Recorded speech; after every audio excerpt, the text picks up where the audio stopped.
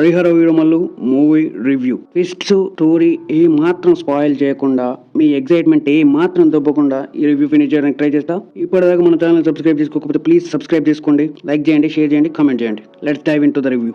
Open చేస్తే ఒక mental mass title card, అంద మాదిరి పవన్ కళ్యాణ్ ఎంట్రీ.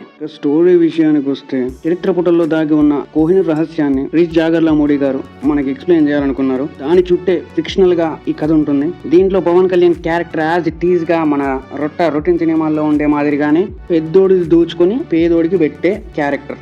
బానిస బతుకులకు బలమిచ్చే బందిపోటు పవన్ కళ్యాణ్. అతి క్రూరమైన విలన్ మన ఔరంగజేబ్. ఫస్ట్ హాఫ్ మొత్తం సెకండ్ హాఫ్ కు లీడ్ గానే రాసుకున్నారు సెటప్ మొత్తం. అక్కడక్కడ సెకండ్ హాఫ్ లో పే ఆఫ్ ఇద్దామని ట్రై చేశారు, కానీ కొన్ని చోట్ల పేర్లేకపోయింది. చాలా సీన్స్ లో కామెడీ చేయడానికి ట్రై చేశారు, అక్కడ కొంచెం ఇరిటేటింగ్ అనిపించింది సినిమా మొత్తం అసలు. ఇంకా ఈ సినిమాకి హరిహర వీరమల్లు అని పెట్టే బదులు ది హంట్ ఆఫ్ కోహినూర్ అని పెట్టుంటే చాలా సెట్ అయ్యేది అనుకుంటా నాకు తెలిసి. ఇక సినిమాలో పాజిటివ్స్ చూస్తే, the main asset of movie the MM Keeravani గారు.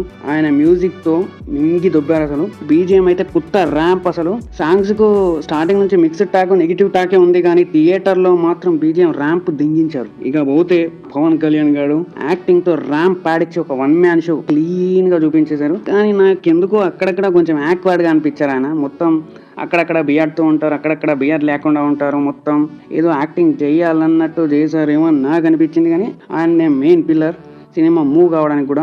ఆయన అక్కడక్కడ కామెడీ కూడా ట్రై చేశారు, కానీ నాకు ఎందుకు కామెడీ కొంచెం వర్కౌట్ అవ్వలేదనిపించింది. ఇకపోతే నిధి అగర్వాల్, బాబీ డియోల్ కొందరు కామెడియన్స్ రోల్స్ లో చాలా బాగానే చేశారు. వాళ్ళ రోల్స్ లో నిధి అగర్వాల్ కి పెద్ద హైప్ ఇచ్చారు ప్రమోషన్స్ లో ఆమె చేసింది, కానీ ఆమె రోల్ నాకు ఏ మాత్రం అనిపించలేదు సినిమాలో, ఎందుకో తెలియదు.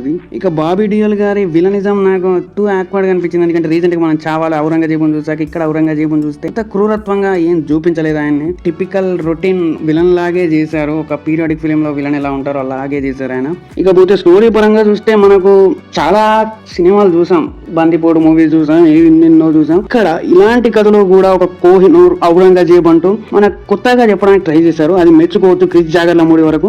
నాకు ఎందుకో ఈ సినిమాని క్రిష్ గారే కంప్లీట్ చేస్తే ఒక క్లాసిక్ గా మిగిలేదని అనిపించింది. ఎందుకంటే జ్యోతికృష్ణ డైరెక్షన్ ఏమో గానీ సినిమా మొత్తంలో పవన్ కళ్యాణ్ ఎలివేట్ చేయడానికి ట్రై చేస్తారు, కానీ స్టోరీ పరంగా మొత్తం వెళ్ళడానికి ఎక్కడ ట్రై చేయలేదనిపించింది. జ్యోతికృష్ణ గారి కన్నా క్రిష్ ఈ సినిమాని ఫినిష్ చేస్తే ఇంకా బాగా వచ్చేదేమో. ఇంకా డైరెక్షన్ పరంగా అంతగా నోటీస్ చేయాల్సిన పనే లేదు. స్క్రీన్ ప్లే నార్మల్ గా ఉంది, అక్కడక్కడ ట్విస్ట్స్ కొన్ని ట్రై చేశారు. పవన్ కళ్యాణ్ ఫ్యాన్స్ కి అయితే డైరెక్షన్ డిపార్ట్మెంట్ లో ఫుల్ మీల్స్ పెట్టడానికి ట్రై చేసేసారు. ఇంకా ఫైట్స్ వస్తే కొన్ని కొత్తగా అనిపించాయి, కానీ మరికొన్ని చెత్తగా అనిపించాయి. ఎస్పెషల్లీ ఫైట్స్ లో పవన్ కళ్యాణ్ గారు చాలా కష్టపడ్డట్టు క్లియర్ గా కనిపించింది.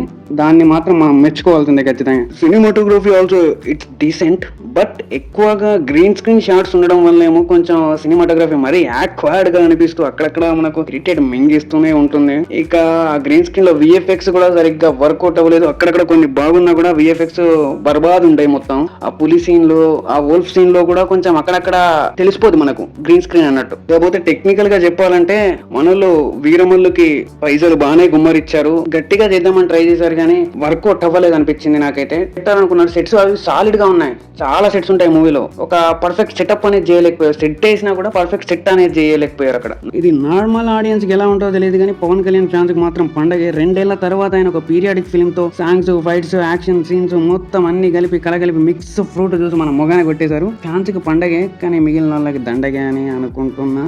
ఇక దట్స్ ది రివ్యూ. మీరు కూడా చూడాలనుకుంటే వెళ్ళి చూసేయండి. మీ డబ్బులు, మీ సరదా, మీ దూల తగిలి తీసుకోండి.